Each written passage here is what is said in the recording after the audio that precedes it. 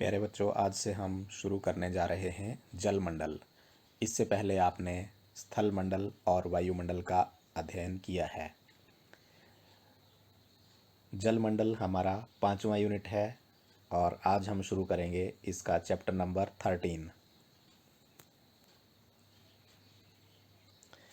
Chapter number 13 का नाम है महासागरीय जल, जिसके अंतर्गत आज हम जलीय चक्र, महासागरीय उच्चावच और महासागरीय तल के विभाजन के बारे में बात करेंगे। बच्चों, क्या आप जल के बिना जीवन की कल्पना कर सकते हैं? शायद नहीं। कहा जाता है कि जल ही जीवन है। जल पृथ्वी पर रहने वाले सभी प्रकार के जीवों के लिए आवश्यक घटक है। पृथ्वी के जीव सौभाग्यशाली हैं कि यह एक जलीय ग्रह है, अन्यथा हम लोगों का अस्तित्व ही नहीं होता। जल हमारे सौर मंडल का दुर्लभ पदार्थ है। सूर्य अथवा सौर मंडल में अन्यत्र कहीं भी जल नहीं है। सौभाग्य से पृथ्वी के धरातल पर जल की प्रचुर आपूर्ति है। हमारे ग्रह को इसी वजह से नीला ग्रह भी कहा जाता है। आगे चलते हैं और शुरू करते हैं आज का अपना सब टॉपिक, जलीय चक्र, हाइड्रोलॉजिकल साइकिल।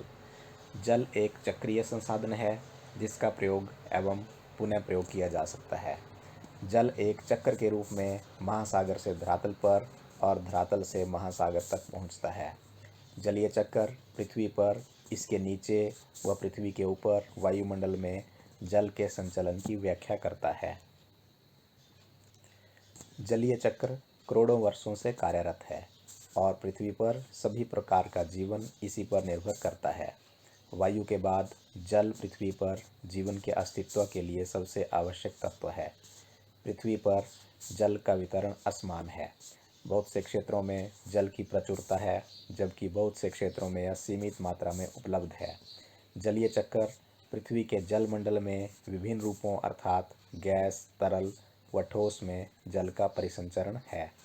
इसका संबंध महासागरों, वायुमंडल, भूपृष्ठ, अधस्तल और जीवों के बीच जल के सतत आदान प्रदान से भी है। यदि हम इस पिक्चर के ऊपर ध्यान दें और महासागर के ऊपर देखें तो यहाँ से सबसे ज़्यादा वाष्पीकरण होता है।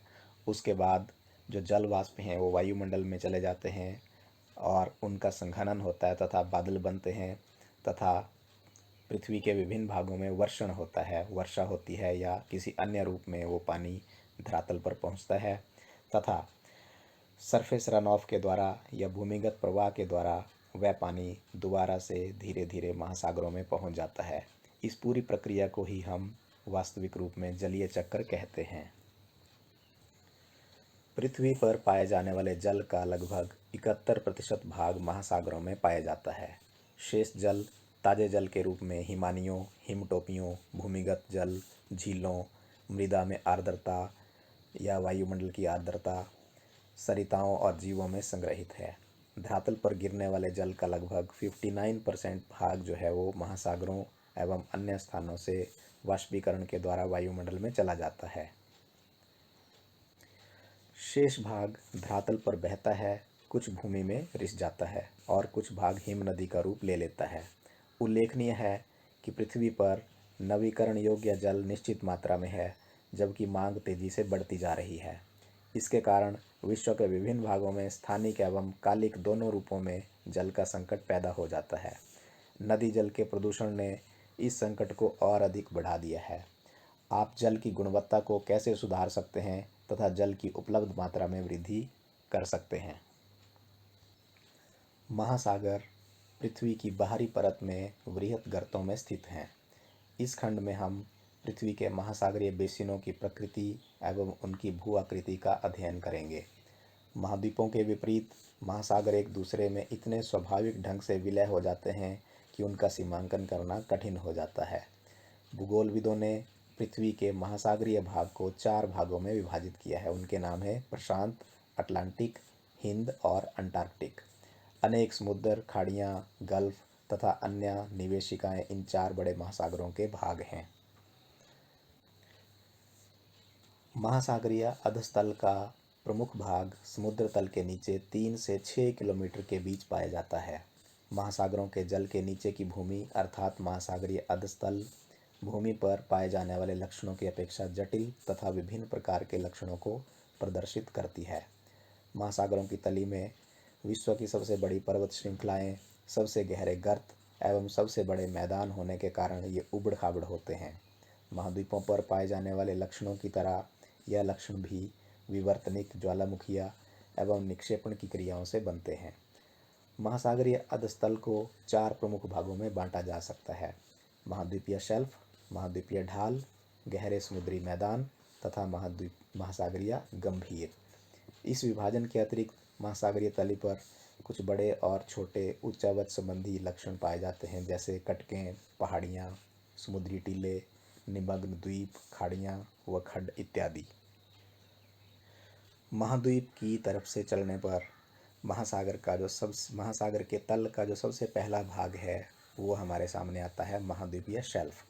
महाद्वीपीय शेल्फ प्रत्येक महाद्वीप का विस्तृत सीमांत वह भाग होता है जो अपेक्षाकृत उथले समुद्रों तथा खाड़ियों से घिरा होता है। यह महासागर का सबसे उथला भाग होता है जिसकी औसत प्रवणता 1 डिग्री या उससे भी कम होती है। यह शेल्फ अत्यंत तीव्र ढाल पर समाप्त हो जाता है। महाद्वीपीय शेल्फों की चौड़ाई एक महासागर से दूसरे महासागर में भिन्न होती है। महासागरीय शेल्फों की औसत चौड़ाई 80 किलोमीटर होती है। कुछ सीमांतों के साथ शेल्फ नहीं होते अथवा अत्यंत संकीर्ण होते हैं, जैसे कि चिली के तट तथा सुमात्रा के पश्चिमी तट इत्यादि पर। इसके विपरीत आर्कटिक महासागर में साइबेरियन शेल्फ विश्व में सबसे बड़ा है, जिसकी चौड़ाई लगभग 1500 किलोमीटर के बराबर है। शेल्फ की गहराई की जो है वो भी भिन्न भिन्न होती है। कुछ क्षेत्रों में 30 मीटर और कुछ क्षेत्रों में 600 मीटर तक गहरी होती है। महाद्वीपीय शेल्फों पर अवसादों की मोटाई भी अलग अलग होती है। ये अवसाद भूमि से नदियों, हिमनदियों तथा पवन द्वारा लाए जाते हैं और तरंगों तथा धाराओं द्वारा वितरित किए जाते हैं। महाद्वीपीय शेल्फों पर लंबे समय तक प्राप्त स्थूल तलछटी अवसाद जीवाश्म ईंधनों के स्रोत बनते हैं।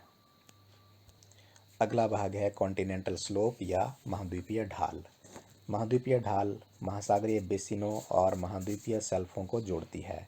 इसकी शुरुआत वहाँ होती है जहाँ महाद्वीपीय शेल्फ की तटी का जो तल है वो तीव्र ढाल में परिवर्तित हो जाता है। ढाल वाले प्रदेश की प्रवणता 2 से 5 डिग्री के बीच होती है। ढाल वाले प्रदेश की गहराई 200 मीटर से लेकर 3000 मीटर के बीच होती है।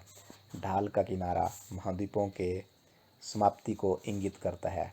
इसी प्रदेश को कैनियन एवं खाइयाँ इसमें हमें दिखाई पड़ती हैं कई बार। अगला भाग है गंभीर सागरीय मैदान। गंभीर सागरीय मैदान महासागरीय बेसिनों के मंद ढाल वाले क्षेत्र होते हैं। यह विश्व के सबसे चिकने तथा सबसे सपाट भाग हैं। इनकी गहराई 3000 से लेकर 6000 मीटर के बीच होती है। ये मैदान महीन कणों वाले अवसादों जैसे मृत्तिका एवं गाद से ढके होते हैं। महासागरीय गर्त ये महासागरों के सबसे गहरे भाग होते हैं। ये गर्त अपेक्षाकृत खड़े किनारों वाले संकीर्ण बेसिन होते हैं। अपने चारों ओर की महासागरीय तली की अपेक्षा ये 3 से 5 किलोमीटर तक गहरे हो सकते हैं। ये महाद्वीपीय ढाल के आधार तथा द्वीपीय चापों के पास स्थित होते हैं एवं सक्रिय ज्वालामुखी तथा प्रबल भूकंप वाले क्षेत्रों से संबंधित होते हैं। यही कारण है कि ये प्लेटों के संचालन के अध्ययन के लिए काफ़ी महत्वपूर्ण हैं। अभी तक लगभग 57 गर्तों को खोजा गया है, जिनमें से 32 प्रशांत महासागर में, 19 अटलांटिक महासागर में एवं 6 हिंद महासागर में विद्यमान हैं। इससे पूर्व बताए गए महासागरीय अधस्थल के प्रमुख उच्चावचों के अतिरिक्त कुछ लघु किंतु महत्वपूर्ण आकृतियाँ महासागरों के विभिन्न भागों में प्रमुखता से पाई जाती हैं। इनमें से एक है महासागरीय कटक। एक मध्य महासागरीय कटक पर्वतों की 2 श्रृंखलाओं से बना होता है, जो एक विशाल अवनमन द्वारा अलग किए गए होते हैं। इन पर्वत श्रृंखलाओं के शिखर की ऊंचाई 2500 मीटर तक हो सकती है तथा इनमें से कुछ समुद्र की सतह तक भी पहुंच सकती हैं। इसका उदाहरण आइसलैंड है, जो मध्य अटलांटिक कटक का एक भाग है। समुद्री टीले, यह नुकीले शिखरों वाले पर्वत होते हैं जो समुद्री तली से ऊपर की ओर उठते हैं, किंतु महासागरों की सतह तक कम ही पहुंच पाते हैं या कई बार हमें ये बाहर भी दिखाई देते हैं। समुद्री टीले ज्वालामुखी के द्वारा उत्पन्न होते हैं। ये 3000 से 4500 मीटर तक ऊंचे हो सकते हैं। एम्परर समुद्री टीला जो प्रशांत महासागर में हवाई द्वीपों का विस्तार है, इसका एक अच्छा उदाहरण है। जलमग्न कैनियन, ये गहरी घाटियाँ होती हैं जिनमें से कुछ की तुलना कोलोराडो नदी की ग्रैंड कैनियन से की जा सकती है। कई बार ये बड़ी नदियों के मुहाने से आगे की ओर विस्तृत होकर महाद्वीपीय शेल्फ व ढालों को आर पार काटती नजर आती हैं। हडसन कैनियन विश्व का सबसे अधिक जाना माना कैनियन है। महासागरीय द्वीप या निमग्न द्वीप, यह चपटे शिखर वाले समुद्री टीले हैं।